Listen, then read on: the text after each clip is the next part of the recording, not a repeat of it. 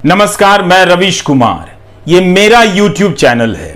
कई लोगों ने कहा कि मेरे नाम पर कई YouTube चैनल बन गए हैं और वे उस चैनल को फॉलो करने लगे हैं। जब असली सामने है तो नकली के पीछे क्यों भागना।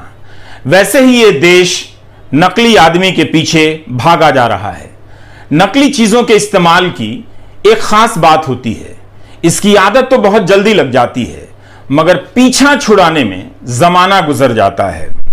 इसीलिए कहता हूं, नकली चीजों का इस्तेमाल नहीं करना चाहिए।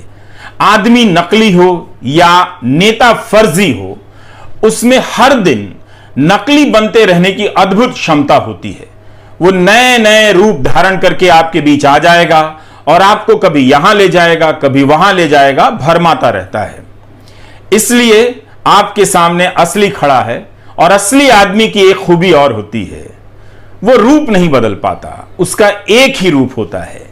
इसलिए जिन लोगों ने भी मेरे नाम पर YouTube चैनल बनाए हैं, उनसे गुजारिश है कि वो बंद कर दें।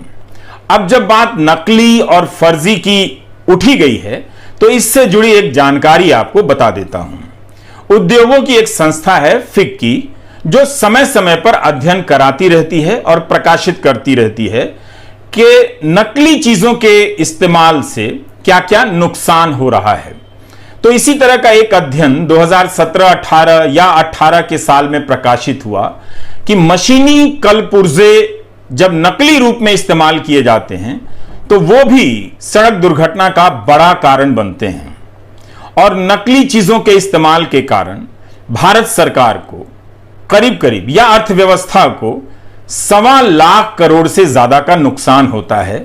16 लाख से ज्यादा रोजगार प्रभावित होते हैं और सरकार को हजारों करोड़ रुपए के राजस्व का नुकसान होता है। इस तरह की चीजें ज्यादातर 5 बड़े सेक्टरों को प्रभावित करती हैं। एक तो कपड़ा है, दूसरा रेडीमेड गारमेंट है, तीसरा इलेक्ट्रॉनिक साजो सामान है, मशीन और कलपुर्जे हैं, फिर तंबाकू है। तो इन सारी चीजों के बहुत सारे नकली उत्पाद बन जाते हैं और सस्ता खरीदने के चक्कर में लोग और परेशानी मोल लेते हैं। तो इसीलिए ये बात बहुत अहम है कि जो नकली खेल खेल रहा है, किसी के नाम पर चैनल बना रहा है, किसी और प्रोडक्ट के नाम पर नकली प्रोडक्ट बना रहा है, वो ये जानता है कि लोग इसके झांसे में आ सकते हैं। फिक्की का ही एक अध्ययन बताता है, जो मीडिया में छपा भी है, कि जो लोग नकली चीजें खरीदते हैं उनमें से 80% लोगों को यकीन होता है कि वे असली चीजों का इस्तेमाल कर रहे हैं। तो आप मेरे नाम पर बने YouTube चैनल को फॉलो ना करें। कम से कम आप उन 80% लोगों में नहीं हो सकते हैं। मुझे अच्छा नहीं लगेगा।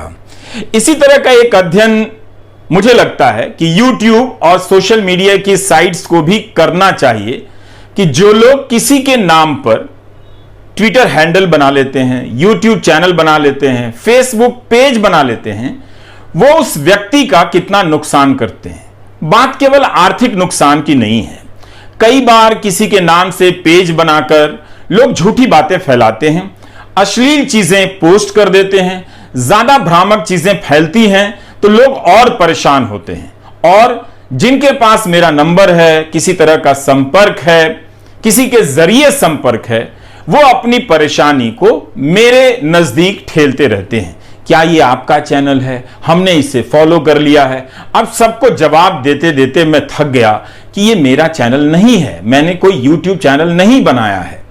लेकिन जून के महीने में इस साल मैंने एक चैनल बनाया था। मुझे लगा था कि मैं इसमें काफी कुछ कर पाऊंगा, मगर प्राइम टाइम की व्यस्तता के कारण वक्त मिलता नहीं है, तो बहुत कुछ कर नहीं पाया। कुंवर नारायण की एक कविता थी, पर अब लगता है कि मुझे उस चैनल को सक्रिय कर देना चाहिए, ताकि नकली चैनल जो बनते जा रहे हैं और लोग उसे फॉलो कर रहे हैं, उन लोगों की परेशानी दूर हो सके। तो हम इन चीजों के बारे में हमें ज्यादा सतर्क रहना चाहिए। बहुत जरूरी नहीं है, हर बार जरूरी नहीं है कि कोई मां गंगा की गवाही दे, उनकी कसम खाए तभी हम आप पर यकीन करें। ऐसे लोग ज्यादातर मामलों में आपके यकीन का दोहन करते हैं, फायदा उठाते हैं। मां गंगा कभी साफ नहीं हुई, लेकिन उनके नाम पर कस्में उठाकर कितना सब कुछ सच्चा सच्चा लगता था। लेकिन इलाहाबाद हाईकोर्ट के हाल की टिप्पणियों को पढ़िए। जब इस मामले में सुनवाई चल रही है तो हाईकोर्ट की बेंच की टिप्पणियां क्या हैं। इलाहाबाद हाईकोर्ट की तरफ से आवाज आ रही है कि जो सवाल पूछे जा रहे हैं गंगा की सफाई को लेकर, उन प्रश्नों के तो जवाब ही नहीं आ रहे हैं।